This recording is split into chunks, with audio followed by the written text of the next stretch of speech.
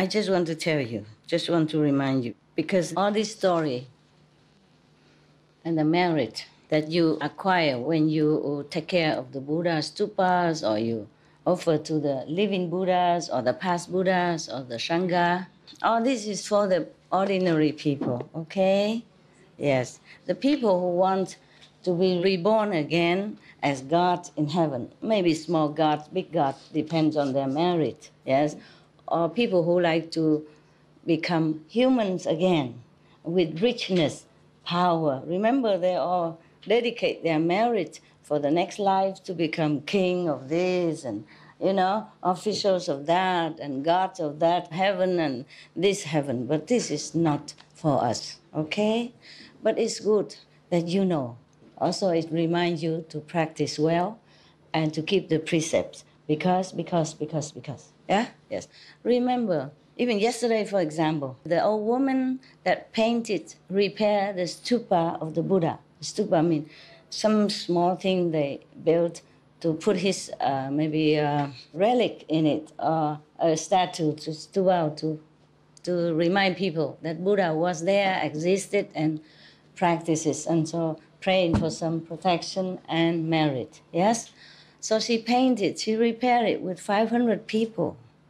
Oh no, 32 people, sorry. I always remember 500. This is different. 32 people. And then these 32 people also came back always rich, wealthy, smart, strong. It depends on what they did, see? So she was smart, intelligent, beautiful, yeah? Yes, and also have a very good temperament, moral standard, and met the Buddha practice already, yes. And that lifetime, a life after life, many lifetimes like that. They were always rich, famous, and intelligent, beautiful. Yes, but always being chased by the karma because they killed just one buffalo. One buffalo only, always killed, died in such a terrible way. So mind you, all the merit that we dedicate to be a gods or angels or devas or humans with position, power, and money brings us nothing, protect us from nothing. Karma is still there, chasing after us, life after life, until somehow it's dissolved because the strength of karma is it's kind of wind down, or maybe the time has come that the karma is done. Yeah. So it's no safety at all.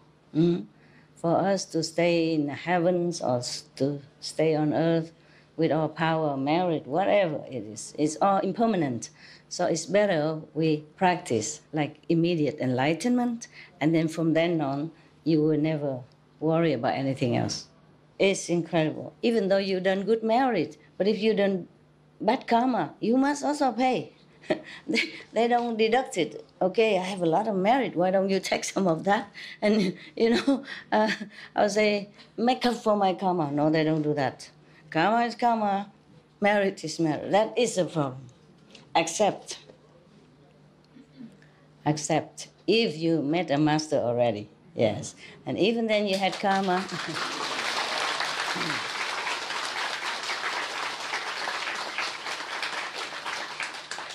Even then you had karma, you still first go heaven. Yeah, because of the master will take you up, even non-initiate. And from then on, because of that merit, he will continue to have merit, whatever karma just left behind, rotten somewhere. And the Yama is just looking up and drooling. Cannot get him down. Yeah. Remember there was one thief. Told you the story about thief. His father said, don't ever go into any temple and listen. Yeah. But then he happened to be at the temple and then he listened. Yeah, one time. And then he heard a sentence say, real God has no shadow. Oh, just remember that. Remember initiation. Probably he just listen to that one. And then one day he continued to do his stealing stuff. And his father tell him he always had to escape. Yeah, he showed him many ways to escape. And it's okay, but one day he was caught. Yeah, and the father told him, even if you're caught, you don't confess, then it's no problem. Nobody can do anything to you. Just say, no, I didn't do it, I didn't do it. Okay.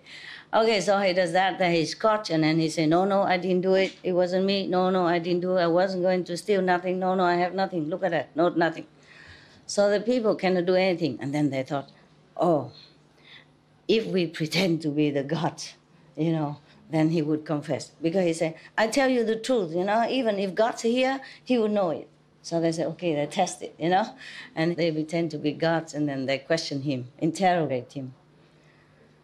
And then they lit the lamp and look mysterious and all that stuff, and in the night and interrogate him. And then he was about to, he's scared, he was about to say the truth because it's in front of God, they make it themselves look majestic and like a god. He was about to confess, and then he saw the lamp shining on them and the shadows on the wall. And I remember in the temples, the real gods had no shadow. So he continued, no, I haven't done it. I haven't done. If you are God, you know already, don't ask me.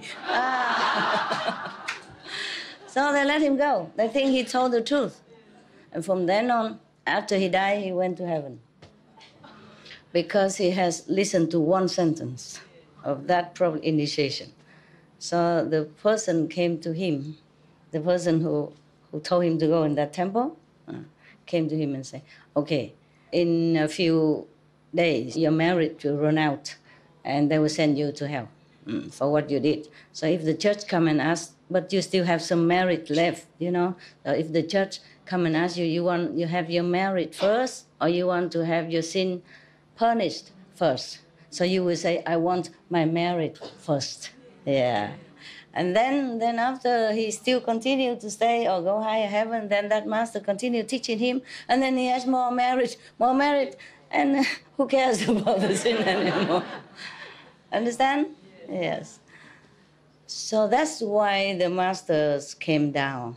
That's why the Buddha sacrificed for human beings, same with Jesus, Mahavira, Prophet Muhammad, and others.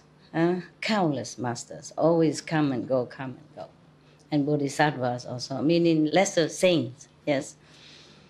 And the bodhisattva is the one who almost become Buddhas. And they're going to be Buddhas sooner or later. And they still have to rely on the powers of many Buddhas so they can do their rescuing work on the planet. Understand?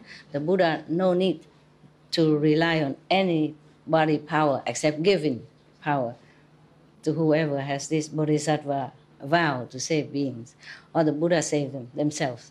When you became Buddha, your journey ends. You can either save in the being, or you don't have to save any beings. Or you save the beings and still you go up. You have no karma attached to you, you just go up. No matter how many you save, you just go up. Maybe you suffer when you're alive, but that doesn't mean that you have to come back, because of this karma. But if you do come back because your love, your compassion for other beings, then the karma that you still had from last life, maybe from other beings from last life, like the one you saved, or the one you're going to save, will be upon you. Then you will be born a just ordinary person, and then you have to somehow awaken or find a master. Somehow it will lead you to practice again, and then you become a Buddha again.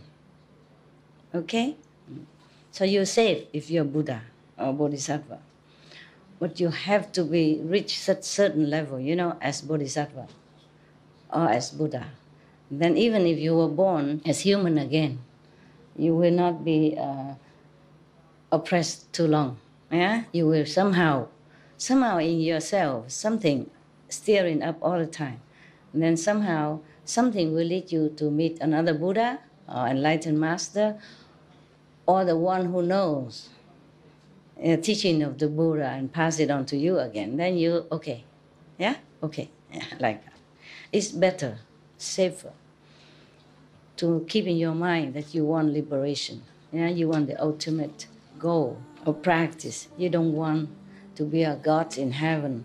You don't want to be a human with rich and power and all that, unless you want it to so, because you think, unless when you go up there and you see, okay, if I become prime minister of this land, I could help so and so, you know, my relatives, my friends, my countrymen at that time, then okay, your choice.